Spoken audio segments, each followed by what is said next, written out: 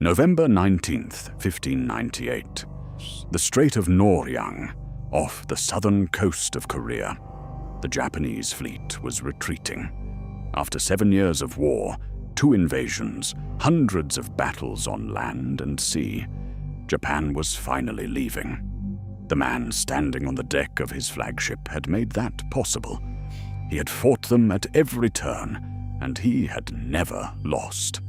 Then a bullet struck him. It hit the gap in his armor, the left armpit. He reached up. He turned to the men nearest him and said 4 words. "The battle is at its height.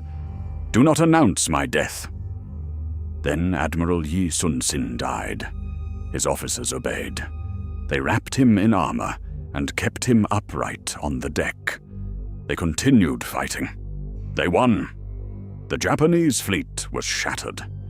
Only after the guns went silent did Korea learn that the man who had saved it was already gone. The greatest naval commander in Korean history died at the exact moment his war ended. And no one has ever fully explained where that bullet came from. Yi Sun-sin was born in 1545 in Myeongnyang, what is now Seoul. He was not born into military royalty. He took his military examinations at age 32, late by Joseon standards, and failed his first attempt when he fell from his horse during the physical examination and broke his leg. Some accounts say he made a splint from a willow branch and finished the test anyway. He passed 4 years later. He spent the next decade in provincial postings that nobody wanted. Border forts, cold northern garrisons. He took them without complaint and used the time to develop ideas. One idea was a ship, completely enclosed, an iron or hardened wood roof that no boarding party could cross, a dragon-head prow, cannon ports on all sides. It could fire in every direction. It could not be boarded. He called it the Gyeobukseon, the turtle ship. In the spring of 1592, Japan invaded. Japan's army crossed onto Korean soil in April 1592 under orders from Toyotomi Hideyoshi, who intended to conquer Korea and then Ming China beyond it. The Joseon army, which had not fought a major war in 2 centuries, collapsed within weeks. Seoul fell in 18 days. The king fled north. The country was burning. Japan needed the sea. Its armies moving up the peninsula required naval supply lines, food, reinforcements, ammunition. Without the sea, the campaign stalled. At sea, they found Yi Sun-sin. In the first 2 months of the war, he fought 7 major naval engagements. He won all 7. He didn't lose a single ship.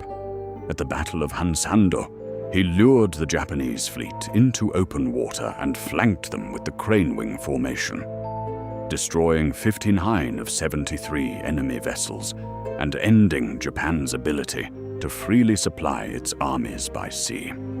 The war continued. It would last 7 years. But Japan could not move supplies at scale. Yi Sun-sin had cut the artery, and then his own government arrested him. In 1597, intelligence reached the Joseon court. Yi Sun-sin was deliberately allowing Japanese ships to pass unmolested. He was colluding with the enemy. It was false. It was almost certainly planted by a Japanese intelligence operation. But the Joseon court believed it, or chose to believe it. Yi Sun-sin was arrested. He was stripped of his rank and brought to the capital. He was tortured. He was not executed. Enough voices at court argued against it. Instead, he was demoted to the lowest rank and sent to serve as a common foot soldier under another commander. 3 months later, The replacement admiral sailed the Korean fleet into an ambush at the Battle of Chilcheollyang. Of approximately 200 ships, 12 or 13 survived. The navy Yi Sun-sin had built was almost entirely destroyed. Japan launched a second invasion. Joseon panicked. They reinstated Yi Sun-sin. He was given command of those 13 ships. Japan had more than 100. On October 26, 1597, Yi Sun-sin sailed his 13 ships into the Strait of Uldolmok. He had studied the strait. The tidal current reverses direction every 6 hours. It runs fast and narrow. A large fleet coming through it has no room to maneuver. The Japanese sent more than 100 warships. Yi Sun-sin kept his fleet in tight formation at the strait's narrowest point and waited for the current to turn in his favor. When it did, Japanese ships couldn't hold position. They collided with each other. The formation broke. 31 Japanese ships were sunk or destroyed. The Korean fleet lost no ships, 13 against more than 100.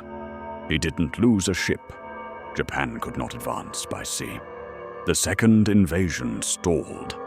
Toyotomi Hideyoshi died in September 1598, and Japanese forces began withdrawing from Korea, which is what brought Yi Sun-sin to the Strait of Noryang on the night of November 18, 1598.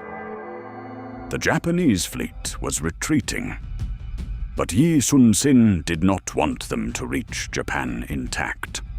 Letting the army and fleet return home meant the next invasion was possible. He coordinated with Ming Chinese forces and intercepted the Japanese at Noryang. The battle lasted through the night. It was close range, chaotic, ships on fire in darkness, hundreds of vessels from both sides. The Japanese were being destroyed. And then Yi Sun-sin was struck. The official record states he was hit by a stray bullet, an enemy projectile from the general fighting, striking by chance the gap at his left armpit. That is the mainstream historical account, and it is most likely true. What historians have noted, without reaching a conclusion, is this.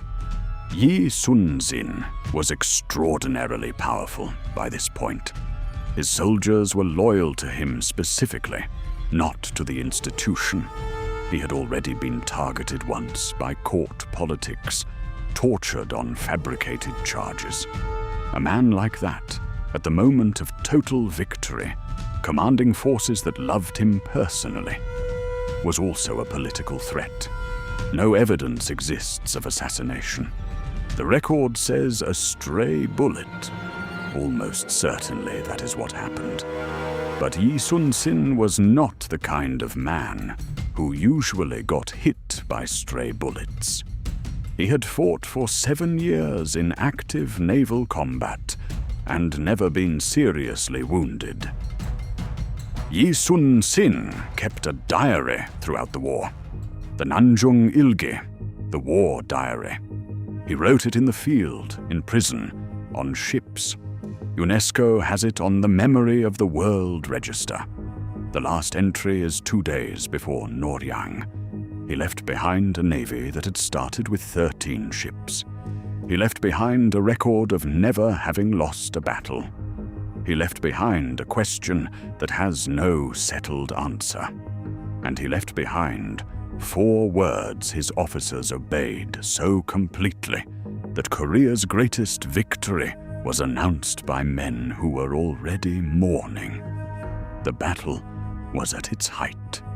They didn't say a word. If this is the kind of history you want, the version that didn't make it into the textbook, subscribe to The Dragon Throne. New episodes every week.